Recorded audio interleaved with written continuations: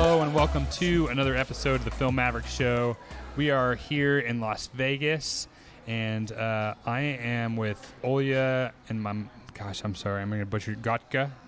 Did I get close? Yes. Okay. Very close. Who is a very talented wedding and commercial filmmaker in Canada, Toronto, right? Yep. My mind is... Yep. When you're in Vegas, your mind doesn't always operate at 100% capacity, particularly after you've done all this live judging and taught classes and all this stuff. So anyways, but we're going to have a conversation today because Olya was one of the other judges. Ooh, look at this. We got some... well, we'll take it. But it's got caffeine in it. That is so kind. Look at this. We got Jonathan Snyder over here. He needs it. He needs this. But I wanted to have this conversation because Olya was one of the other judges who offered some really great perspectives throughout the filmmaking live judging. And I wanted to just have this conversation about the WPPI filmmaking competition as a whole, and the value of that. I've got to judge the last 2 years, and Olya was a new judge this year, so I think I'd be interested in your perspective from that side of things as well. But maybe just introduce yourself, tell us, our audience, a little bit more about what you do. Sure. So my name is Olya. I am based in Toronto, Canada, originally born and raised in Ukraine. I am located in Toronto. I work for a small production company. We do a lot of weddings and a lot of commercial work. But I started as a dance filmmaker.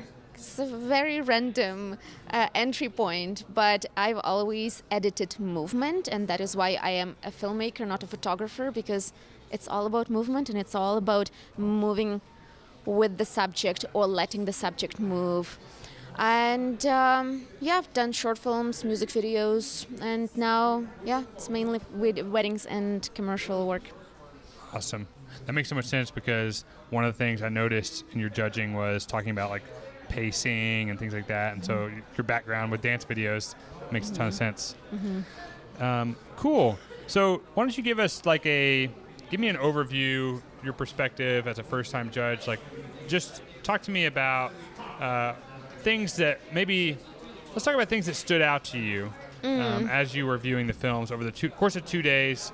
For our audience, I think we judged almost 70 films, and they really ran the gamut, right? So in terms of the types of films, in terms of the styles, in terms of the quality, all these things. So maybe just talk to me about some things that stood out to you from the competition. I was so impressed. Again, as you said, this was my first year judging, and I didn't expect how it will change me as a filmmaker. And I'm sure it was the same for the audience, because simply sitting there and watching 60, 70 wedding films all at once in one day was so informative. 2 days. Yeah. It's okay. If we could have sat through it. We could have totally sat through it in one day, but luckily we didn't. Yeah, thankfully. Luckily we didn't. I'd have been dead. But it was so informative. And I've been impressed with the range of talent that was presented, because I have awarded 65 and 99 points for films. So and for those who don't know the process, 60 is actually the lowest score that you could get, and 100 is the highest. So 80 is where you are awarded and you are eligible for an award, whether silver, gold at 90, and platinum at 100. Platinum at 100, correct, yeah. Yes, another thing that really stood out to me was, which one do I pick? So many things. Community. It really, I think for the very first time, I realized that we are a community. And we don't only affect our clients. We don't do this work for our clients alone. We don't do this work for our company, for our team members or clients' family. We do it for us as a whole, as this big, large international community, and we affect each other. We post it online and somebody sees it across the world and they get so inspired and they try to recreate your shots and they try to be as good as you or even better than you. We really affect the world community of filmmakers. That was so mind-blowing to me. Absolutely. And I was also just, I was loving the community that was happening in the live judging, because we'd take these breaks and I would go out and just sort of listen, because we're not allowed to talk, as judges, we're not allowed to talk about the films during the process. Now that we're done, we could say some things about it, obviously, but it was fun just sort of standing there in conversations in these small groups and having these people talk about what they were inspired by, what they noticed, what they learned through the process. And one of the things that was striking is how often I was hearing from the people who were there. And we had people who sat there for, sat in those chairs for 8 hours a day, 2 days in a row, just listening to everything that was being said. And I was hearing again and again from the people who were there in the room how much they were learning from the judges' comments. One of my friends, John Bunn, who some of you may know, he has a really great podcast called How to Film Weddings. And he said something like, typically when I see a wedding film, I just sort of think, oh, yeah, that was cool, that was nice. Mm-hmm. But hearing the perspective of someone doing it in a competition setting is completely different, right? Because it's they're the same and they're not, in terms of I'm trying to deliver something for a client and I'm submitting work for a competition, right? We always want to give our best to our clients, but at the same time, when you're submitting something to a competition, we view it from a different lens, right? We don't view it from just the perspective of, I'm sure the couple loved this, in probably all cases, the couple did love it. If they had hated it, I'm sure the filmmaker wouldn't have submitted to a competition, right? So it was interesting to hear like their feedback of how much they were learning from the judges sort of being very critical and analytical of every shot and the motion of a film. Can I add something? Absolutely. One more thing that impressed me so much is the importance of diversity of judges. Didn't you find that? Absolutely. I have been heartbroken before after showing my films to one person. And they gave me feedback that was very, very linear. They only commented on one thing that they were very, very confident about. And I shut down and I never showed the film to other people. Where here, there were 5 judges, and every one of us had our own focus. And we all knew pretty much basics. We all knew the basics of great storytelling and great wedding cinematography, but we particularly looked for our areas of expertise. So I looked for my things, and I knew that Jordan will be looking for his, Charlie will be looking, and Amber, and we all together provided such valuable feedback, I find, and I knew that I am on the right team, and I can really make a difference for the filmmaker who sits right behind my back, watching and listening and waiting for this feedback. Yeah. Absolutely. Yeah, it's fascinating because I'm thinking of one film in particular. Some films are more polarizing than others, particularly when a filmmaker gets a little bit more outside the box in terms of how they're thinking and their approach. And so, I remember one of these films that was definitely more outside the box that had judges who filmed it or who scored it in the gold distinction category, and judges who scored it in the 70s. And it was that sort of incredible diversity of thought in terms of what's appreciated. And I think when I think of that film in particular, I think part of what was so polarizing about it, I'm talking about the Flamingo film, right, is that they were breaking a lot of rules of filmmaking in order to accomplish their vision.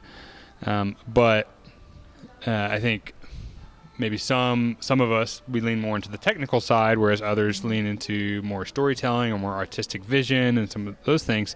And so, some people could sort of appreciate their willingness to break the rules in order to accomplish what they're doing, and others said, no, we kind of got to stick to the rules. And so it's a very interesting balance. But what was really cool is the follow-up conversations that happen when those 2 judges or a handful of judges kind of go at it because they have different opinions about it. You want to say anything about that? Oh my God, so many things. Something short and sweet. First thing that came to my mind is how important it is that we get together. Imagine, we as a community, we get together and we decide what's cool and what's not, and what's appropriate for professional standard and what's not quite cutting it. I feel like I found that it was so important to have somebody setting these standards that people would try to attain and reach, and support and acknowledge that yes, innovation is really, really important. Just so you guys are not confused and not discouraged, quick breakdown. Technically, your film has to be great. It has to hit all the spots. It has to be, the motion is smooth, the exposure is perfect, bang on. Then we're going into creativity, and then we award more points and even more points for innovation, new thinking outside of the box, delivering story in an extremely emotional and engaging ways. So yes, it's both. I don't want anybody to see the winners and think, oh, of course this is the first prize because it's very all the fancy, they used very fancy transitions. No, it's not at all about transitions. It's what between the transitions, what matters. And then on top of it, cool transition is great. What also stood out to me is that sometimes the simplest film with no fancy transitions made the most impact on me, which was very simple, but the cinematography was so flawless. Yep. And story was so beautiful that we just sat there with our mouth wide open and absolutely. Yeah. Maybe I'll actually attach to the video. I'll put a link in there if you can help me out with that, Teddy. We'll put a link with the scoring description, because it, like what you're talking about, is there's certain categories that you sort of step up to as we're doing the judging, and in order to reach one category, you have to also match the description of what's below that, right? So yeah, without technical expertise, you're not going to make it to a consideration, even if you have the most creative vision. If it's a beautiful story, then you're going to miss the mark. And actually made that comment a few times for some films that were submitted, and I was hoping maybe the filmmaker was in the audience to hear this, so that they would know that I saw so much potential in a number of filmmakers who I made the comment of, in a year or two, this filmmaker will likely win a silver or gold award, because they're doing some things so much better than sort of the average wedding filmmaker, but their technical expertise was greatly lacking, and so we couldn't even consider the creativity because they didn't have the technical expertise. So it has to be a both thing in order to get awarded at the highest level. That was gold. That comment made me so happy. I really wish the filmmaker was in the audience, and I knew that if had I been there and I heard that, I would have been would have meant so much to me. Yeah. And I think let's talk maybe about the value of being in that room, submitting a film, and then being in that room for it. This is something I think, because in the past, maybe WPPI has put less emphasis on this competition. They're really revamping that. You'll hear people talk about, 3-4 years ago, they had photographers judging the filmmaking competition, which is absurd, and they have righted that wrong. And over the last couple of years, they've had great filmmakers judging the competition, and now there's a whole different level of value. Whereas before, you only had, I think, primarily the value of potentially winning an award and getting sort of promote yourself that way.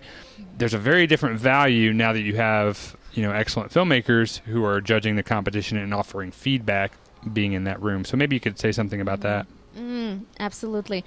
The conversations that were happening inside the room during the breaks were fascinating. To see people who've never met each other just get together and talk about what they just seen and discuss and share their own opinions on particular technique or particular style or particular trend in wedding filmmaking. It was fascinating. I was so proud to look back and know that yes, people connect, people fight for their opinions, people discuss and get inspired. Mainly it is about inspiration, and also a sense of community. And of course the feedback is so valuable.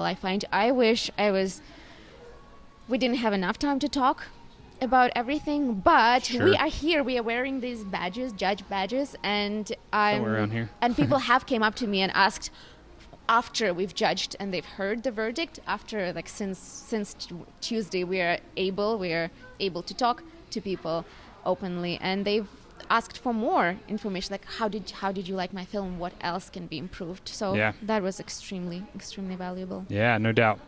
Hey, I'm going to call Audible here. Teddy, come over here for a second.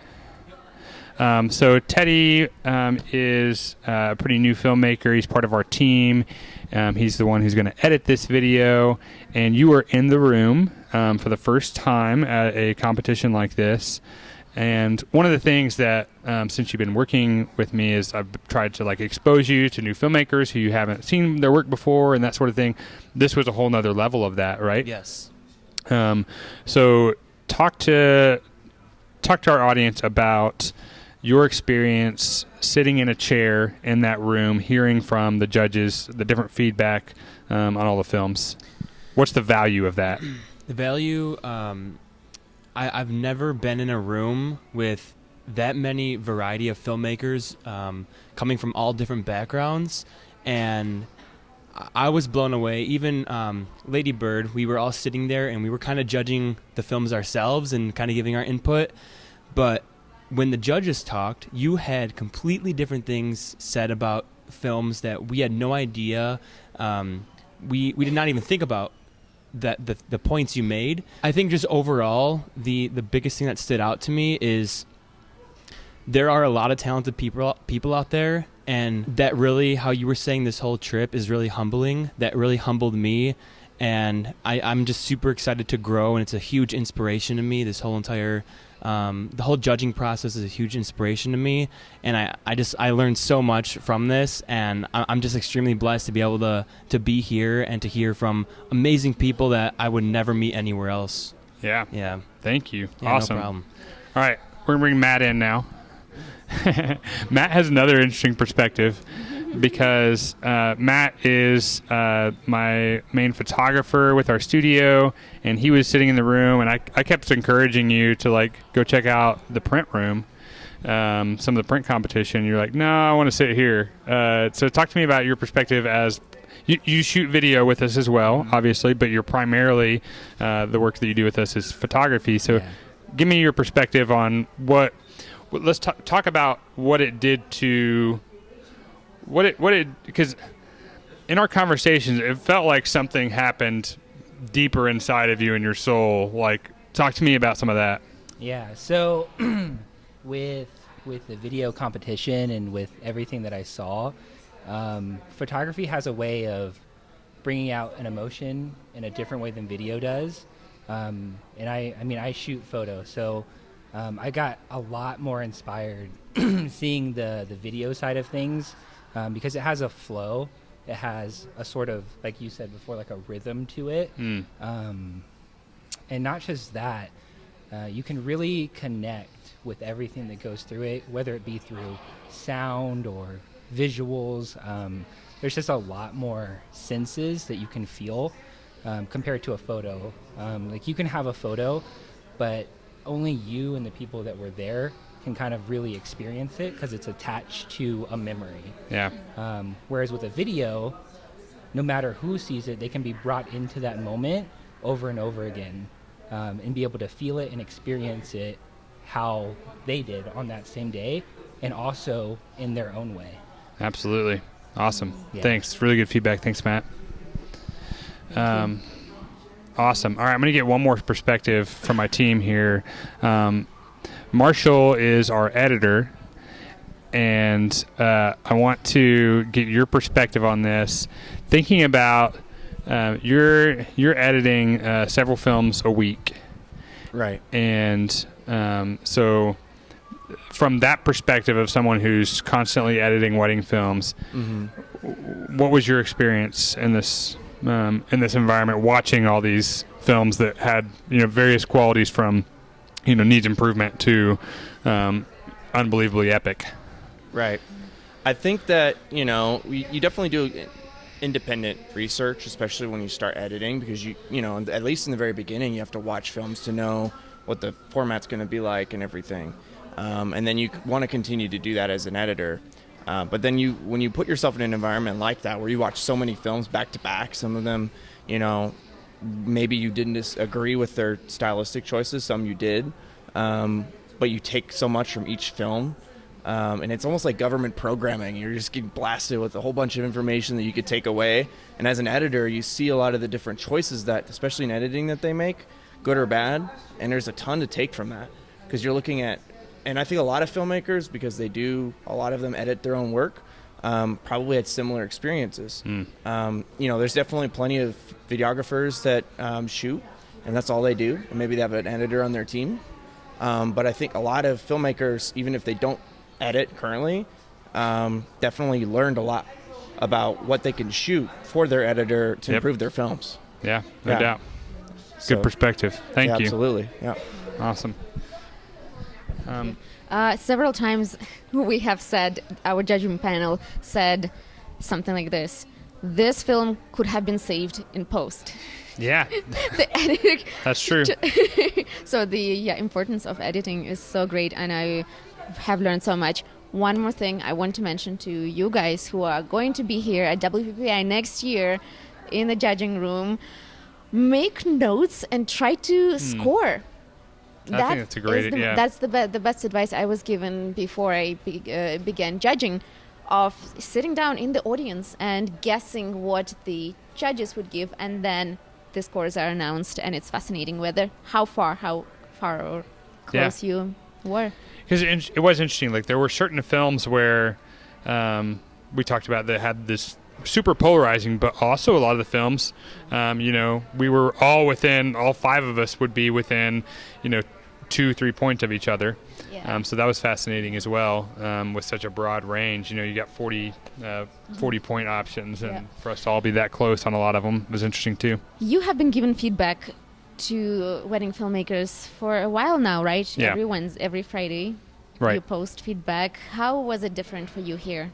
Well, when we do the Film Critique Fridays, I really analyze shot by shot. So we'll do a lot of pausing, and I'm talking like in depth about each of their films. We might make a 30-40 minute video critiquing a film in that sort of detail for just a 5-minute film.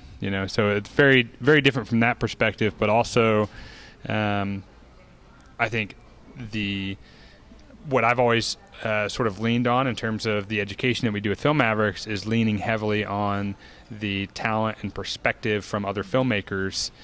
And, in the Film Critique Fridays, it's just me giving my feedback. And so definitely a very different experience, because there's films that, I judged, not near as well as what other people gave a rank to. I remember there was one film that I think ended with a Gold Distinction Award that I had in the silver category, 12, 13 points below everyone else.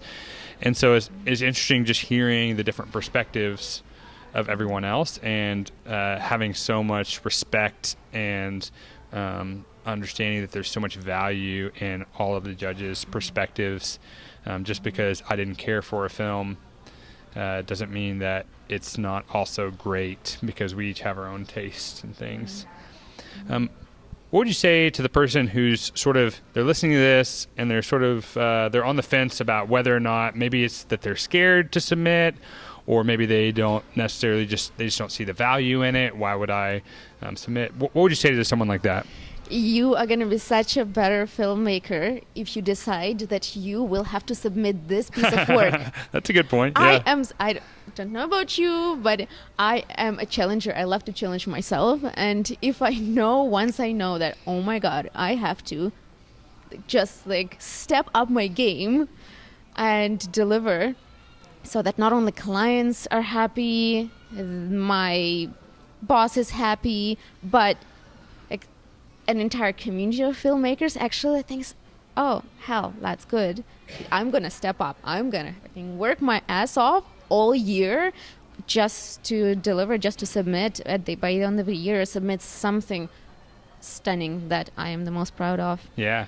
And if you were in that room and you're competitive at any stretch, and that's one of the things, this is a competition, yes, but it's primarily a competition against yourself. Ultimately, if you're in, the highest echelon and you get awarded in the top 3 films, then I guess you could say it's a competition versus others. But ultimately, it's a competition against yourself and the work that you've done in the past. And that's what I love about this competition is you can earn points for yourself, and it's not me versus them. It's I'm earning points towards myself and my status at WPPI to be able to get a WPPI associates and sort of work your way up through that as sort of a challenge for yourself. And so and you can earn those different levels of status at WPPI without ever winning a first, second, or third place award. You could rack up a bunch of silver awards even, and do that. And so I love that aspect of it, that it's competitive, yes, but it's also just competitive against yourself and making yourself a better filmmaker. Yes, and I will try to make this point again that, yes, although it is competitive, I have never felt like I am a part of a community. I've never felt that there is a community. And because I'm sure we all feel sometimes when in our city we meet another wedding videographer and we're like, competition. We aren't quite as helpful and as excited to see each other. But here, we are miles away from home and there are these people from all over the world. Imagine people actually spoke to me who came from Australia, they came from Europe, they came from Asia. People come from all over the places, and we share this bond that I cannot quite describe to anybody on the street, but it's my struggles, you've been through them, you've mastered them, and you are on the same page with me. I'm so happy, so happy I came, and I would encourage anybody to come just for this reason alone, to feel like you're part of the family. 100%. I mean, it is a for most filmmakers who, you and I get to work on a team of filmmakers, and for most people they don't have that, and so it is like you're sort of operating on an island, and there's so much value in that, honestly. Like if you came, there's some amazing classes, you can learn a lot in the classes, you can get your hands on the gear and all the gear and learn new stuff in the expo. But honestly, it's worth coming here just for all of the connections that you make, just for the community that you make, for the way that you learn from other people in the bar, for sitting in the live judging film competition. One of the actually the chair of the filmmaking competition, Ryan, was talking about, he just said, and he's been coming to WPPI for 20 years, and he is one of 3 double grandmasters of WPPI. So this is, one of the most talented people in the world. And he was saying, he probably said it 4 or 5 times throughout the 2 days, that this is being in this room right here is the most valuable education that WPPI has to offer. And I think he said, and the second is at night in the bar, and that's the truth. It really is. It's about the connections. It's about the relationships. It's about learning and growing from each other. Because the filmmakers who come to WPPI in large part are of a higher caliber, and they all have things that we can learn from. Even in my master class that I was teaching, I called upon several people who specifically I knew were in the room that I said, you could actually talk to this better than me. I want you to come up here and say this, because this is a community of learning. This is not about elevating egos and particular individuals. This is, I feel like, when I post some of the things online, and I loved your perspective on some of your Facebook posts that you posted throughout the week, but people could get the perception that it's about like inflating an ego, but I feel like what it is it's like it's a way I can give back and serve the community, to be an open book and to share the things that I've learned over the 10 years in the industry and growing our companies to the place we have. Is like, I have a lot that I could just openly share with you in a way that can serve you, and the same thing with the feedback and the judging as well, of course. So yeah, you guys get to WPPI in 2020. 2020 is the year. Yeah. I can't believe it's gonna be 2020. That's crazy. That sounds like the future. The future is here. I have not had a dull conversation in over a week, and that is the longest streak I've carried so far. Everybody here, every one of these people is so fascinating. Come.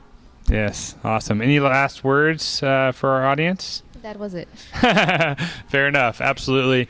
I think there's just so much value in both submitting your films as well as being here.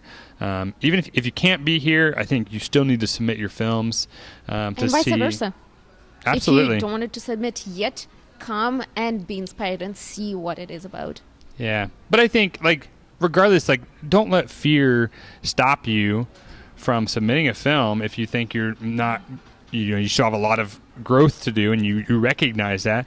Go ahead and submit. If you're going to come, especially, go ahead and submit it, because then when you come here, you're going to get to hear the feedback from the judges and then be able to talk to them in more in depth about it, and you're going to learn and grow so much more because of that. It is well worth it to submit, regardless of kind of where you're at in your filmmaking career. So awesome. Thanks so much for joining me for this. Thanks so much for your service and your teaching and your judging. It is a great honor to have you here. Well, thank you. Thank you so much. You are doing so much for this community, and I hope you feel appreciated. I do. Yep. Thank you. If you like this video, make sure to subscribe, because we're bringing lots of awesome content to you. We're bringing lots of awesome content to you on a regular basis from amazing filmmakers like Olya and others all over the planet. So hit that subscribe button, and we'll see you next time. The Film Mavericks podcast is produced by Taylor Juarez and Teddy Findus. If you found this episode helpful, be sure to subscribe so that you never miss a show, and help us out by leaving a 5-star review on iTunes. And when you're done, head on over to the Film Mavericks YouTube channel for the video version of this show, as well as weekly tutorials, film critiques, and much more.